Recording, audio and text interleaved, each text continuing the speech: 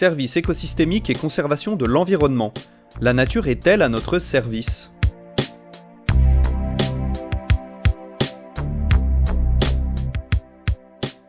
Nous entendons parfois parler des services écosystémiques, ces contributions de la nature au bon fonctionnement de nos sociétés et à notre bien-être général. Ce concept a permis de mettre en lumière une nouvelle conception de la conservation de la nature en mettant en avant notre dépendance aux écosystèmes pour la survie de notre espèce et de notre économie. En effet, ils ont avant tout pour but de séduire les décideurs politiques qui n'ont pas forcément la formation nécessaire, les connaissances ou l'intérêt de protéger l'environnement. Regardons d'un peu plus près à quoi correspondent les services écosystémiques en se basant sur de nombreux exemples et poussons le raisonnement en discutant de leurs intérêts, leurs liens et leurs limites dans la conservation de l'environnement. Cet article est une introduction théorique au sujet et se veut volontairement provocateur par certains aspects afin de pousser la réflexion sur l'intérêt et le bien fondé de l'utilisation des services écosystémiques en conservation. Les utilisant moi-même au quotidien dans mes travaux de recherche, je ne remets pas en question leur pertinence. En revanche, il est intéressant de bien comprendre de quoi il en retourne pour ne pas tomber dans des erreurs de raisonnement qui pourraient compromettre leur réelle utilité. Une mise en bouche. Comme son nom l'indique, les services écosystémiques regroupent un ensemble de services gratuits rendus par la nature nous permettant de vivre convenablement et de faire fonctionner nos sociétés et nos systèmes économiques. Ils correspondent à différents types de contributions de la nature qui nous affectent directement. L'exemple le plus célèbre pour illustrer ce propos est la pollinisation des arbres fruitiers et des plantes à fleurs qui produisent nos fruits et légumes. Les insectes pollinisent gratuitement nos cultures afin que nous puissions manger et ils nous permettent aussi de commercer les denrées alimentaires récoltées. Ce service rendu par la nature nous permet donc de vivre correctement en ayant accès à une nourriture diversifiée, mais permet aussi le fonctionnement du système économique de nombreux pays et de nombreuses communautés. Vous voyez dans cet exemple que les pollinisateurs représentent un élément clé pour le fonctionnement d'une économie globalisée qui ne les prend pourtant absolument pas en compte, ni dans ses pratiques, ni dans les prix fixés des denrées alimentaires. Ils sont considérés comme immuables, à notre disposition et fondamentalement gratuits. Pourtant, vous n'êtes pas sans savoir que les insectes disparaissent aujourd'hui à une vitesse extrêmement préoccupante, alors qu'ils permettraient de générer entre 250 et 600 milliards d'euros annuellement à l'échelle mondiale et la production d'au moins 30% de notre nourriture uniquement en pollinisant nos cultures. Vous avez quelques références en bas de l'article. Leur disparition aurait donc un impact extrêmement négatif sur notre économie et sur nos vies. Il est donc important de les protéger pour notre propre bien. Voici un raisonnement typique mis en avant par le concept de service écosystémique que nous allons maintenant décortiquer, analyser et critiquer dans le reste de l'article. Définition.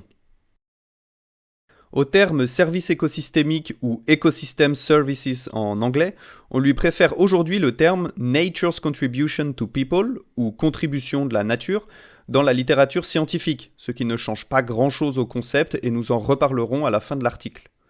On classe généralement ces services en 4 grandes catégories, même si les limites sont parfois floues et les services peuvent être à cheval entre plusieurs d'entre elles.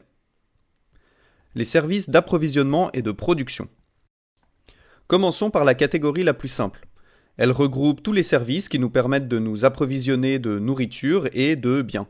En gros, tout ce qui est produit, fabriqué ou offert par la nature dans son ensemble. On peut notamment citer la production de denrées alimentaires, d'eau potable naturelle, de bois ou de fibres, mais aussi tous les minéraux et les matériaux que l'on peut extraire, ainsi que le pétrole, le gaz, le charbon, etc. Ils sont particulièrement importants pour l'humanité ainsi que pour l'économie mondiale, puisque la quasi-totalité du commerce ainsi que nos modes de vie dépendent directement de ces services, notamment via la production d'énergie permettant les transports, le confort ou encore la fabrication d'objets en tout genre. Les services de régulation. Cette catégorie est plus compliquée à comprendre. Elle intègre en gros tous les mécanismes naturels qui permettent la résilience de la biosphère et de nos sociétés face aux perturbations. Pour faire simple, des écosystèmes en bonne santé permettent de réguler le climat global ainsi que la météo capricieuse, inondations, feux, etc., endiguent la propagation des maladies et permettent la purification de l'eau par les plantes et le sol. Vous devez sentir ici que ces services sont bien différents de ceux de production précédemment développés, et c'est bien normal. Ils sont basés sur les fonctions naturelles des écosystèmes, ces rôles écologiques presque en dehors du cadre de nos sociétés et sans lien direct avec nos activités. Nous reviendrons plus en détail sur les fonctions écosystémiques un peu plus loin. Les services de support. Ces services sont souvent fusionnés avec ceux de régulation pour une raison très simple. Ils se basent aussi sur les fonctions des écosystèmes. En effet, ils sont définis comme permettant l'existence de tous les autres services écosystémiques en supportant les mécanismes basiques des écosystèmes et un ensemble de fonctions écosystémiques. Par exemple, le bon fonctionnement des cycles des nutriments, de l'eau ou des chaînes trophiques, la production de sols fertiles, la productivité primaire des écosystèmes, etc. Le bon fonctionnement de ces services permet le fonctionnement de ceux de production. Un sol en bonne santé et riche en nutriments rend possible la production et le commerce de denrées alimentaires. Comme dit un peu plus haut, ces services sont assez difficiles à différencier des services de régulation, donc je vais les regrouper dans les prochains chapitres sous le terme de services de régulation et de support. Les services culturels. Ces derniers services sont un peu particuliers. Ils regroupent les valeurs esthétiques, spirituelles, récréatives ou éducatives, non monétaires, même s'il est possible de les monétiser, on y reviendra, données à la nature dans sa globalité.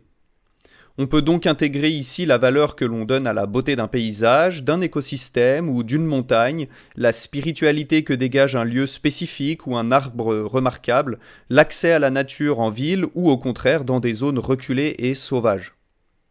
Ils sont intrinsèquement anthropocentrés, basés sur nos grilles de valeurs, notre manière de voir le monde et ce qui nous touche en tant qu'être humain. Ces services sont donc très différents d'une personne à l'autre au sein d'un même territoire en fonction de la valeur qu'on donne, par exemple, à la beauté d'un paysage, mais aussi d'une région du monde à l'autre où les systèmes de valeurs peuvent être extrêmement éloignés.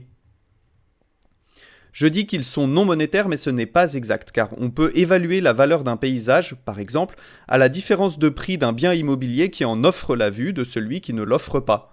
Vous allez payer plus cher pour avoir une jolie vue sur un lac plutôt que sur un parking. Cette différence de prix est donc la valeur monétaire du service culturel offert par le lac. L'intérêt des services écosystémiques. Si c'est la première fois que vous entendez parler de services écosystémiques, vous vous demandez peut-être l'intérêt de ce concept obscur. Rassurez-vous, il ne sert pas qu'à philosopher sur l'intérêt de la nature entre chercheurs et chercheuses et à publier dans des revues prestigieuses. C'est aujourd'hui un élément clé de la protection et de la conservation de l'environnement, notamment dans les sphères des décideurs politiques. En effet, la vision de la conservation de la nature a beaucoup évolué ces dernières décennies, passant en quelque sorte de les humains contre la nature dans les années 60, où l'idée était de créer des parcs naturels fermés, protégés, loin des villes et sans aucun lien avec nos activités, à les humains dépendent de la nature dans les années 2000. C'est à ce moment-là que sont nés les services écosystémiques. Nous nous sommes rendus compte que la destruction des milieux naturels pouvait nous affecter directement et, par conséquent, que leur conservation n'était pas qu'une lubie de bobos scientifiques. Il est malheureusement plus facile de vendre un projet de conservation en disant qu'il va protéger les honnêtes citoyens des crues ou des glissements de terrain, stabiliser les pentes, permettre la reproduction des pollinisateurs, produire du bois, stocker du carbone atmosphérique et économiser de l'argent, plutôt que sur son simple intérêt écologique. De plus, la popularisation de ces services permet aussi de se rendre compte des limites de nos modes de vie. Si l'on pêche trop de poissons, au bout d'un moment, il n'y en a plus. On ne peut alors plus en manger, ni en vendre, et donc toute une économie peut s'effondrer. Cela paraît peut-être très simpliste pour vous, mais je vous assure que ces raisonnements n'ont été compris par une large partie des décideurs et acteurs économiques que très récemment, lorsqu'on a commencé à chiffrer l'argent généré par des écosystèmes en bonne santé. Et oui, quand on sait que l'on peut perdre de l'argent en détruisant la nature ou en économiser en la conservant, l'écologie trouve bizarrement de nouveaux adeptes. En dehors de l'aspect purement marketing des services écosystémiques, il est aussi important de les prendre en compte dans les plans de conservation, surtout en milieu urbain. Cela permet de réaliser que chaque habitat naturel possède en réalité une multitude de fonctions, alors que les zones urbaines n'en possèdent généralement qu'une. Par exemple, la conservation d'une prairie fleurie bien gérée permet de sauvegarder une biodiversité importante de plantes et d'insectes, donne un habitat à de nombreuses espèces, permet d'augmenter la connectivité des paysages, produit du foin, donne de la valeur esthétique au paysage avec des fleurs, etc. A l'inverse, un parking ne sert qu'à garer des voitures. Ainsi, la popularisation de ces services a permis une prise de conscience de l'intérêt que nous offre la conservation des habitats naturels. À l'image de la mise en avant des espèces sympathiques que l'on souhaite protéger afin de conserver un ensemble d'écosystèmes et toute une biodiversité, comme le lion, le tigre, le panda, etc., les services écosystémiques permettent aussi de rendre plus facile et plus sexy la communication sur la protection ou l'intérêt d'un habitat. Ils ont donc aussi un rôle de communication à destination du grand public et pas seulement auprès des décideurs politiques. Bon, maintenant que vous avez les bases, commençons à entrer dans le détail des services écosystémiques en commençant par une définition des fonctions écologiques. Les fonctions des écosystèmes. Dire que les écosystèmes ont une fonction est un peu controversé, mais c'est la meilleure description que l'on peut faire de ce concept. Dans le système Terre, les écosystèmes ont des rôles menant à un certain équilibre global de ce système. On les appelle fonctions écosystémiques ou fonctions écologiques. Ce n'est pas exactement la même chose, mais je vais utiliser les deux dans cet article. Voici un exemple pour illustrer ce propos. Les plantes font de la photosynthèse, stockent le carbone et d'autres éléments pendant leur croissance, finissent par mourir et libèrent ces éléments qui sont dégradés par toute une communauté d'organismes afin de les rendre à nouveau disponibles pour un prochain cycle. C'est très grossièrement ce que l'on appelle le cycle du carbone. Dans ce cycle, une multitude d'habitats, d'écosystèmes et d'organismes entrent en jeu avec des rôles différents, comme fixer le carbone de l'atmosphère, dégrader les végétaux morts, etc.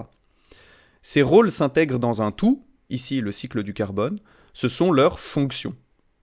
Chaque habitat, organisme ou écosystème possède un ou plusieurs rôles écologiques qui s'imbriquent dans un équilibre global.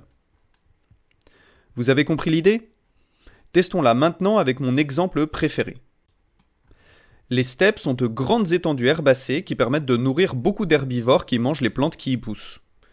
Les insectes pollinisateurs fécondent les fleurs de ces steppes, ce qui permet la reproduction des plantes et participe au maintien de cet habitat, même si en réalité toutes les espèces ne dépendent pas de pollinisateurs.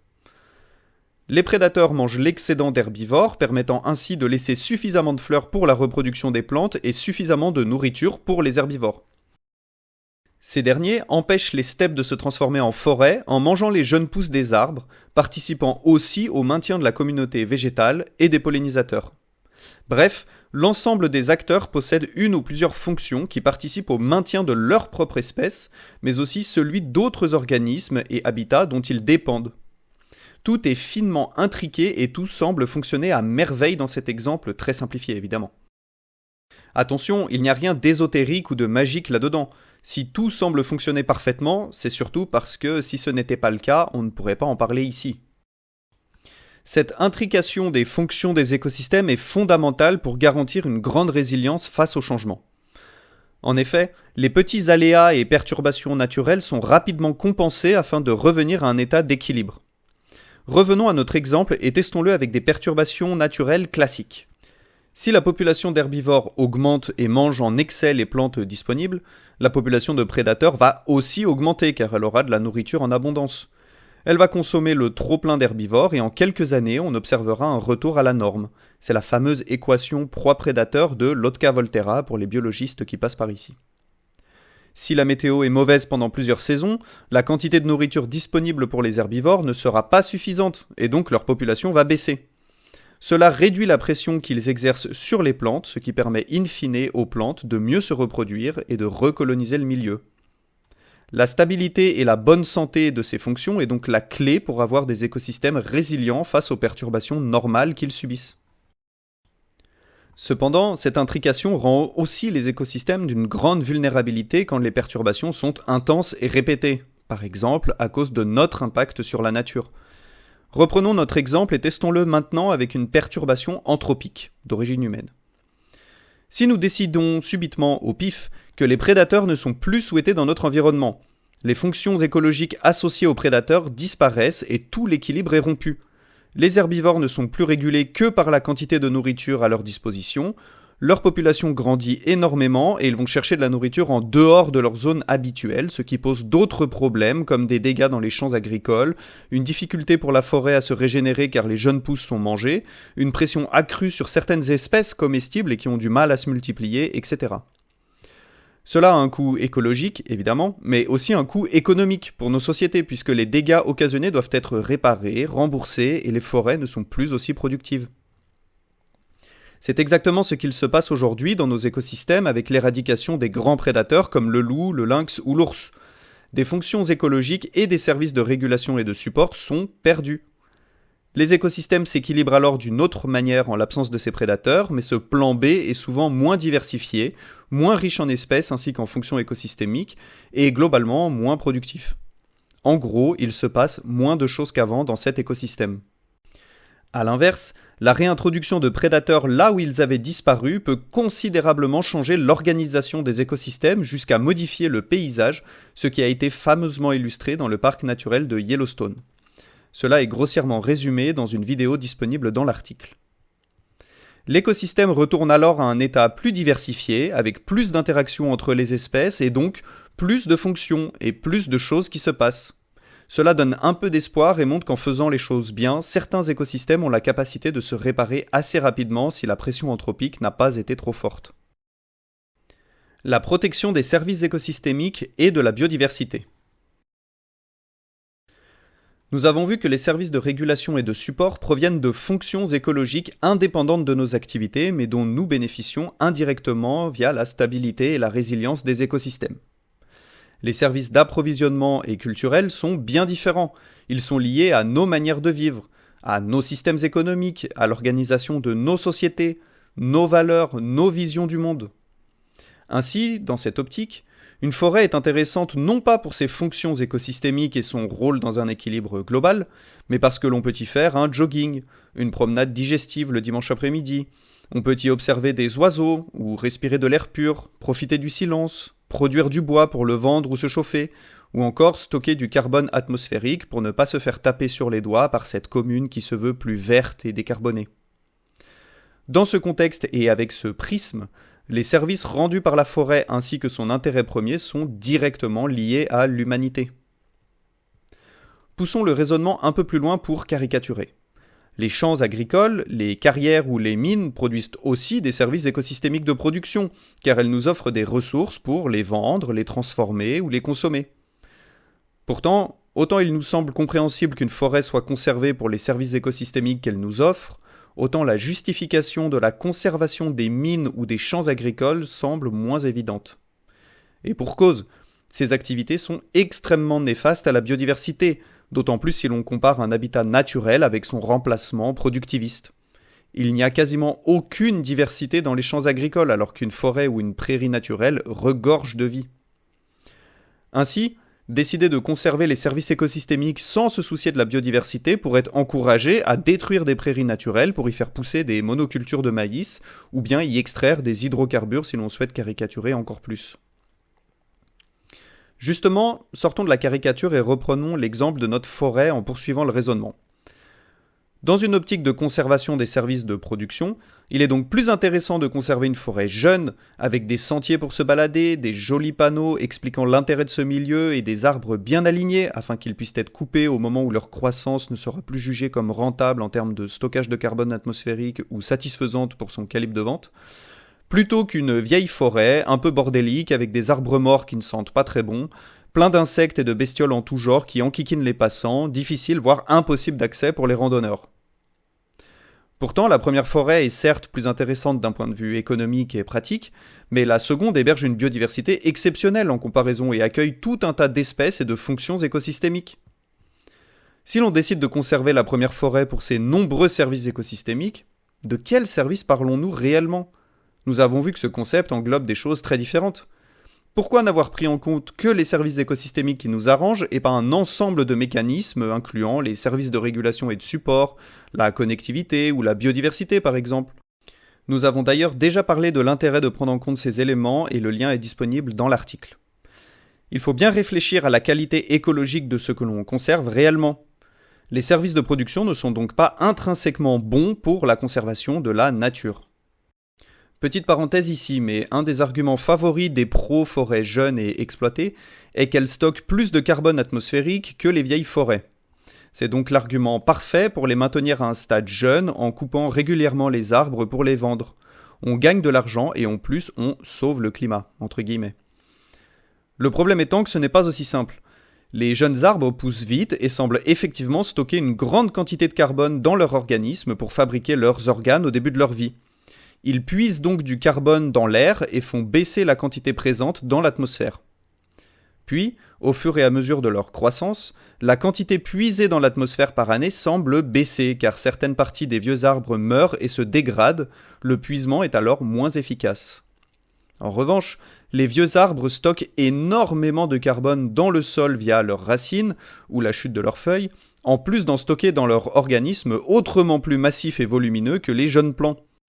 Ils représentent donc un réservoir de carbone immense et leur destruction libère une quantité énorme de CO2. C'est entre autres pourquoi la déforestation ou les feux sont aussi des catastrophes pour le climat et pas seulement pour la biodiversité.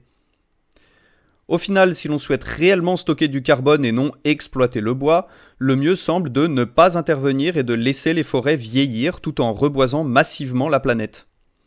Dernier contre-argument au passage, si les jeunes arbres une fois coupés de la forêt exploitée sont brûlés, comme pour faire du bois de chauffe par exemple, le carbone stocké repart dans l'atmosphère, et donc l'effet sur le carbone est nul. Je vous mets quelques références en bas de page de l'article si vous voulez pousser la réflexion. Fin de la parenthèse. Il y a tout un tas de raisons purement écologiques à protéger une forêt. C'est un habitat important pour une multitude d'espèces, dont certaines peuvent être rares ou protégées. Elle peut aussi participer à connecter un ensemble de milieux naturels pour permettre le mouvement ou la migration d'espèces. Elle peut offrir un lieu de nidification, de reproduction, de repos ou même de nourrissage. Alors, peut-on protéger la nature pour de mauvaises raisons ? A priori, on a envie de répondre oui, peu importe la raison du moment que les milieux sont protégés. Et s'il faut maquiller un peu un projet de conservation avec des services écosystémiques sexy pour mettre le maximum de chances de son côté, pourquoi s'en priver ? Pourtant, la réponse n'est pas si simple et il faut rester vigilant.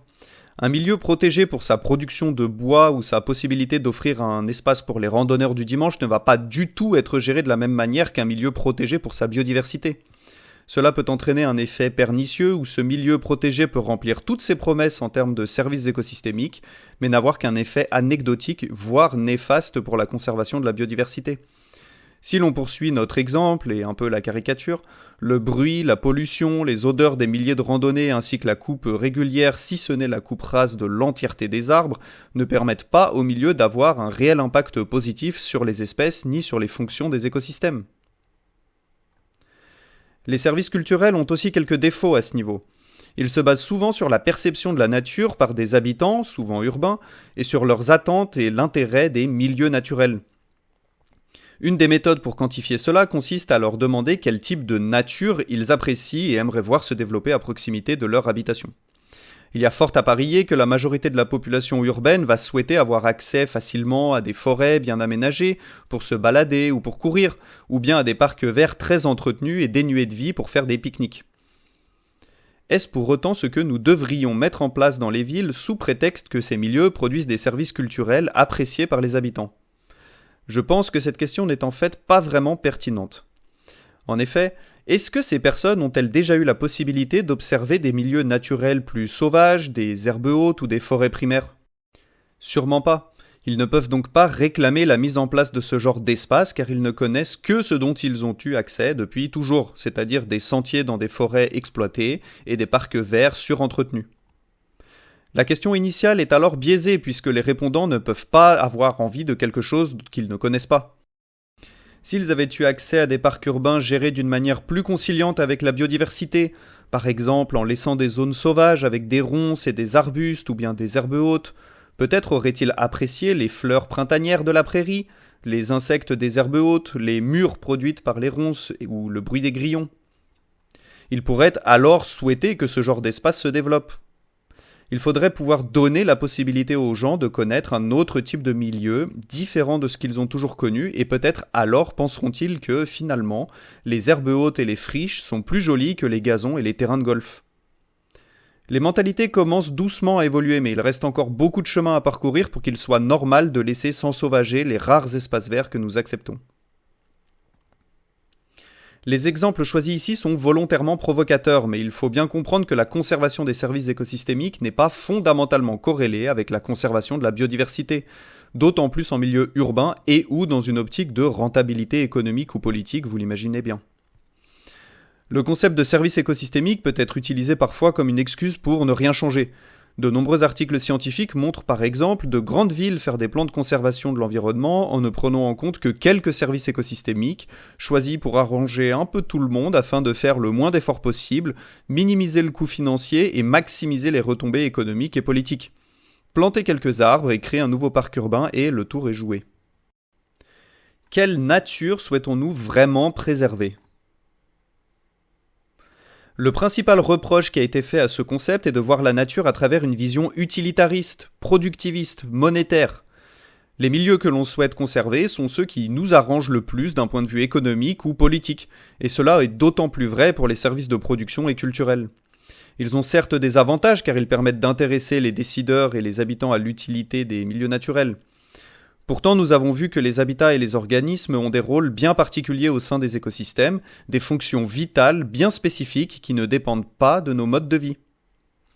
Ainsi, une forêt peut être conservée en tenant compte des services qu'elle nous rend, mais il ne faut pas oublier de considérer qu'elle possède aussi tout un tas de fonctions écologiques invisibles à nos yeux, pour peu qu'on la laisse un peu tranquille.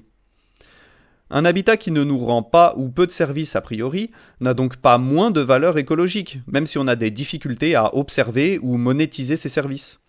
Ces fonctions peuvent être clés pour d'autres écosystèmes et sa biodiversité peut être rare ou en déclin, ce qui justifie en soi une conservation.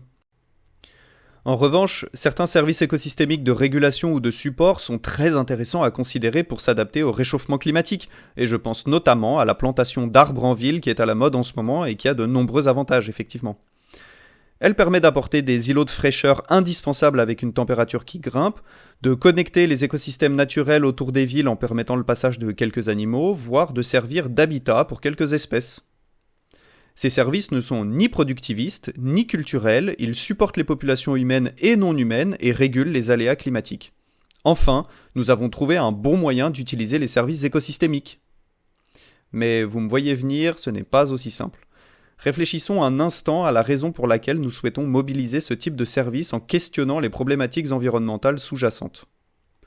Si nous devons nous adapter aux futures conditions climatiques, c'est avant tout parce que nous rejetons trop de gaz à effet de serre dans l'atmosphère, ce qui conduit au réchauffement climatique. Si nous devons reconnecter les habitats naturels au sein des villes, c'est parce que nos activités et infrastructures mitent et fragmentent les habitats naturels. Si nous devons recréer des habitats pour la biosphère, c'est parce que nos modes de vie sont à la base de la destruction globale de la biodiversité. Alors oui, il faut planter des arbres en ville et promouvoir ce type de service et être indispensable pour s'adapter aux futures conditions. Pour autant, il est difficile de ne pas voir ce type de service écosystémique comme une tentative un peu maladroite de réparer des écosystèmes et des fonctions écologiques que nous avons détruits à la base. Et évidemment, un écosystème en bonne santé est autrement plus efficace pour répondre à ce genre de problématiques environnementales que les dites réparations proposées. En effet, planter quelques arbres par-ci par-là tout en continuant nos modes de vie destructeurs ne suffira pas à nous protéger du changement climatique et de ses conséquences, mais ça aide à se faire élire. Il ne faut pas croire que nous pourrons continuer à polluer éternellement comme avant, une fois que chaque commune aura planté son petit bosquet entretenu pour soi-disant lutter contre le réchauffement global. On s'approcherait presque du greenwashing. Et pourtant, il faut le faire, mais ça ne doit être qu'une étape avant d'envisager des solutions autrement plus radicales. Il faut combattre le problème à la racine. S'il n'y avait pas de réchauffement climatique, on pourrait se concentrer sur la conservation de l'environnement et non sur la conservation des services écosystémiques qui participent à réguler les conséquences négatives du réchauffement que nous avons provoqué, tout en continuant à émettre du CO2 en se gargarisant des efforts mis en place. Il faut donc bien faire attention à ne pas conserver et perpétuer le modèle qui a déjà tout détruit et qui continue de tout détruire. Il faut adopter une vision plus large et à long terme. La conservation de ces services est un pansement sur une plaie béante. Tout est bien qui finit bien, conservation et services écosystémiques font aussi bon ménage. J'ai l'impression d'avoir passé l'entièreté de cet article à critiquer l'intérêt des services écosystémiques alors que je les étudie et je les utilise moi-même au quotidien pour des études de conservation. Terminons donc sur une note positive. Les services écosystémiques sont évidemment fondamentaux à considérer et à conserver. On ne peut pas faire comme s'il n'y avait pas de problématiques environnementales auxquelles nous devons nous adapter, ou comme si nous ne dépendions pas de la nature pour notre survie, pour l'organisation de nos sociétés et pour la production de nos biens. Il est important de tenter tant bien que mal de chiffrer les bénéfices que la nature nous offre gratuitement pour mieux comprendre le niveau de notre dépendance à son bon fonctionnement, surtout dans un monde si tributaire de son système économique. Enfin, c'est aussi un outil de communication extraordinaire dans les sphères décisionnelles qui ne connaissent pas grand-chose à l'écologie et à la conservation. Généralement, les plans de conservation sérieux considèrent un ensemble de services écosystémiques délibérément choisis pour ne pas être antagonistes à la biodiversité. On pourrait citer la distribution des ressources alimentaires pour les pollinisateurs, les habitats pour la faune et la flore d'intérêt ou les cycles des nutriments, etc. Parfois même, la biodiversité elle-même est vue comme un service de régulation et de support qui doit être conservé. En revanche, les services de production et culturels sont le plus souvent mis de côté pour éviter de biaiser les études qui cherchent à déterminer les zones les plus intéressantes à conserver d'un point de vue écologique. La nature n'est donc pas systématiquement vue comme une ressource financière lorsque l'on utilise et qu'on étudie les services écosystémiques, et fort heureusement. De plus, le sujet n'est pas si binaire où il faudrait impérativement choisir entre d'un côté la protection d'un milieu riche en biodiversité en sacrifiant les services écosystémiques et de l'autre une zone riche en services écosystémiques en massacrant les écosystèmes. La conservation de ces services peut se faire en accord avec la biodiversité pour donner une solution gagnante-gagnante. Il a en effet été montré que les milieux diversifiés produisaient plus de services écosystémiques. Il y a donc des liens évidents entre le bon fonctionnement des écosystèmes et les bénéfices que l'on peut en tirer. Une petite forêt aménagée pour les randonneurs du dimanche peut aussi contenir certaines zones sauvages, non accessibles aux humains. Planter des arbres en ville peut aussi participer à défragmenter et reconnecter les milieux naturels en utilisant des espèces indigènes et en laissant se développer la végétation à leurs pieds comme cela se fait de plus en plus. Un nouvel espace vert en ville peut aussi intégrer des zones volontairement plus sauvages. L'intégration des services écosystémiques dans les plans de conservation est donc importante mais doit être faite avec précaution pour ne pas pousser la conservation de pratiques nuisibles à la biodiversité car c'est avant tout la biodiversité qu'il faut conserver si l'on souhaite protéger les bénéfices que la nature nous offre. La considération seule des services écosystémiques est problématique et devrait toujours être accompagnée et associée à la biodiversité. La prise en compte des services écosystémiques permet aussi d'ajouter une couche supplémentaire d'informations pour mieux comprendre son territoire et avoir toutes les cartes en main pour décider de la gestion des zones naturelles. Le concept de service écosystémique a lui aussi évolué ces dernières années. On parle aujourd'hui plutôt des contributions de la nature, comme dit précédemment. Même si le concept reste le même, cette distinction dans les termes est intéressante puisqu'elle permet de s'éloigner du concept extractiviste très critiqué où la nature est vue comme une ressource dans laquelle on peut puiser à sa guise. De plus, la vision de la conservation a aussi évolué. Je vous disais plutôt que dans les années 2000, la conservation soulignait notre dépendance à la nature, d'où l'émergence du concept de service écosystémique. La vision d'aujourd'hui est bien différente et met en avant une sorte de cohabitation heureuse entre les humains et les non-humains. Cette vision est basée sur la prise en compte du fait que notre impact sur la nature est global et notre influence énorme sur le fonctionnement des écosystèmes. Cette nouvelle idéologie prône le mélange entre le naturel et l'humain, le réensauvagement de nos modes de vie afin de refaire entrer la nature dans notre quotidien pour mieux la connaître, mieux la préserver et réduire nos impacts négatifs. Cette nouvelle vision a aussi des limites et nous en reparlerons peut-être dans un prochain article. Le mot de la fin. Je me suis rendu compte en écrivant cet article que je n'ai fait qu'effleurer les problématiques et les sujets intéressants liés aux services écosystémiques, car c'est un concept transversal, à cheval entre la biologie, l'écologie, l'économie, la sociologie, voire même la philosophie. Voyez donc cet article comme une introduction aux intérêts et limites de ce concept dans la conservation de l'environnement d'un point de vue théorique. Je n'ai même pas ou très peu abordé les méthodologies utilisées pour calculer et cartographier les services écosystémiques alors qu'il y a énormément de choses à dire à ce sujet. Ce sera peut-être l'occasion d'en reparler dans un second article, qui sait. Voilà, j'espère que ce très long article et cette vidéo aussi très longue sur ce sujet très complexe vous aura fait réfléchir sur quelques idées de base derrière la conservation de l'environnement. Et vous trouverez dans l'article donc publié sur le site Phagophytose qui est disponible en description quelques articles scientifiques et non scientifiques et d'autres ressources pour aller encore plus loin si le sujet vous intéresse. N'hésitez pas à vous abonner à la chaîne YouTube pour ne rien manquer des prochaines vidéos et je vous dis à la prochaine.